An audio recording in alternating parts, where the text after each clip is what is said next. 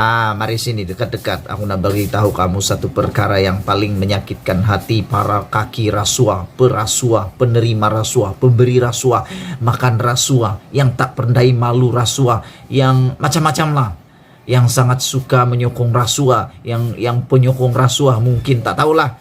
Aku pun tak tahulah siapa kamu. Aku pun tak tahu siapa yang bagi rasuah, siapa yang terima rasuah, siapa yang sedang dibicarakan rasuah, siapa yang sedang berusaha memberi rasuah kali. Aku pun tak tahulah.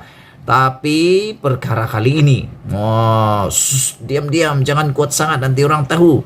Kita nak cerita tentang orang yang kaki rasuah. Siapa yang tak kenal dengan kaki rasuah?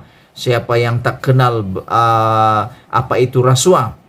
Ramai orang cakap rasuah ni seperti itu dan seperti ini, membabitkan orang itu, membabitkan orang ni. Jangan tuding-tuding orang, coba kenal diri sendiri. Adakah pernah bagi rasuah atau tidak? Kalau pernah bagi rasuah, cepat-cepatlah bertobat, karena itu satu perbuatan yang amat tidak berintegriti. Tapi hari ini kita nak cerita. Kita mahu cerita apa yang dititahkan oleh Sultan Perak, Daulat Tuanku. Baginda bertitah, bimbang anak-anak muda. Maafkan saya, Sultan Perak bertitah bimbing anak-anak muda supaya menolak pemimpin yang rasuah. Ini titah Tuanku Sultan Perak. Anak muda perlu dibimbing agar memiliki tahap literasi politik yang berupaya, memahami erti dan amalan demokrasi yang sehat. Sultan Perak bertitah, bimbingan itu penting untuk mereka membina, memahami sistem kerajaan, sistem pentadbiran, proses pembentukan kerajaan, dan elemen-elemen yang wajib dimiliki oleh seorang pemimpin titah Baginda. Anak muda perlu dibimbing untuk memiliki jati diri dan nilai-nilai moral yang betul, berpaksikan undang-undang, menolak rasuah dan sogokan, memiliki kematangan menilai antara yang makruf dengan yang mungkar, arif membezakan antara fakta dengan fitnah, bijaksana mengenali antara permata dan kaca titah Baginda. Saya suka dengan perumpamaan ini, antara permata dan kaca. Kadang-kadang ada manusia nih, dia tak dapat bezakan antara permata dengan kaca. Dua-duanya seperti cantik, bersinar-sinar. Tapi yang satu boleh melukakan dan tidak berharga, tidak bernilai, tidak berguna. Hanya boleh jadi recycle saja, barang recycle. Tapi untuk permata, ianya amat berharga, amat keras, bernilai tinggi. Jadi anak-anak muda hari ini perlu dibimbing untuk mengenali siapa permata, siapa yang kaca. Tapi masalahnya sekarang nih, ada pemimpin-pemimpin yang sudah kelihatan seperti kaca, tapi tetap disanjung tinggi.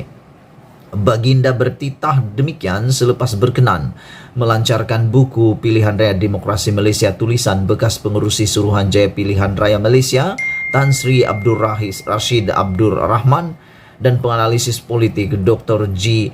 Mani Maran di Hotel Majestic di sini pada Isnin. Menurut Baginda Sultan, anak muda perlu diberikan cukup pendedahan dan pengetahuan mengenai elemen-elemen kenegaraan dan tata negara. Untuk itu, pembentukan syahsia dan jati diri perlu dipupuk dan dijadikan komponen dalam kandungan pendidikan negara titah Baginda. Sultan Nazrin bertitah, Tarik 16 Julai 2019 merupakan detik penting dalam sejarah politik negara. Seramai 32 ahli Dewan Rakyat membahaskan rang undang-undang menurunkan had usia layak mengundi daripada 21 tahun kepada 18 tahun. Ini isu yang paling hot yang kita akan ulas sebentar sahaja lagi. Ahli-ahli Dewan Rakyat baik dari parti pemerintah maupun ahli pembangkang telah mencapai kata sepakat meluluskan RUU tersebut. Parlimen di Malaysia di peringkat Dewan Rakyat dan Dewan Negara sebulat suara bersetuju menurunkan umur layak mengundi. Baginda bertitah susulan pindaan tersebut.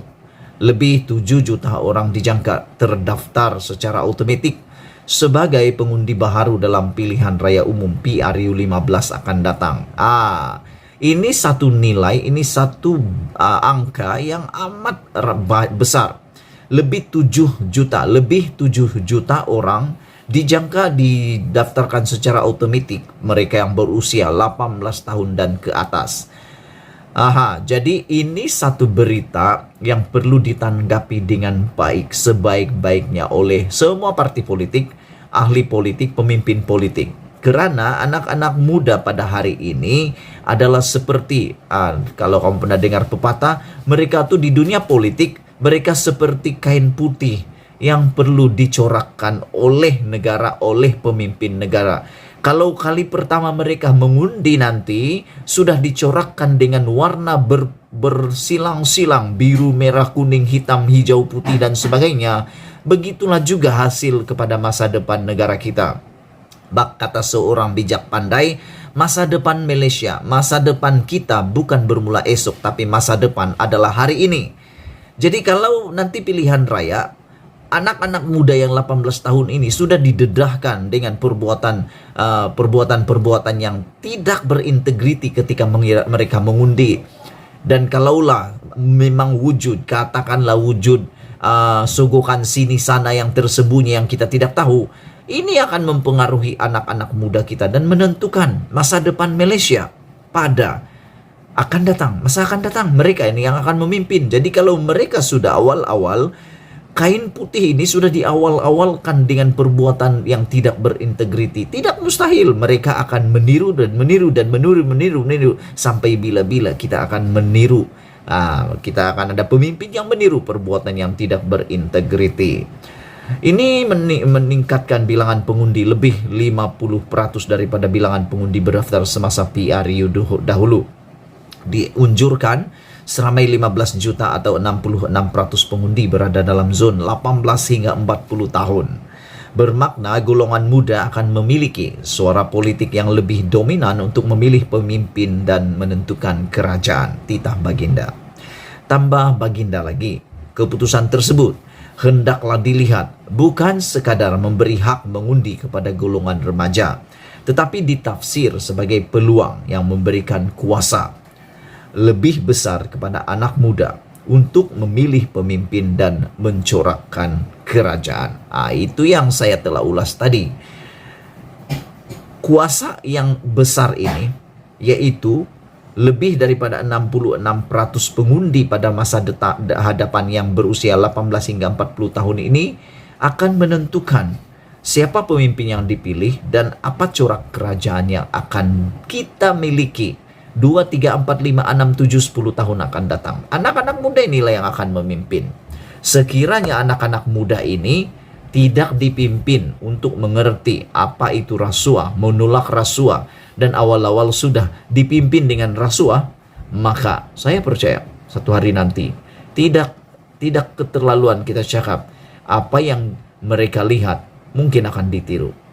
Jadi bagi mereka yang benci rasuah seperti saya benci rasuah, marilah kita sama-sama membimbing anak-anak muda seperti yang dititahkan oleh Baginda Sultan Perak ini.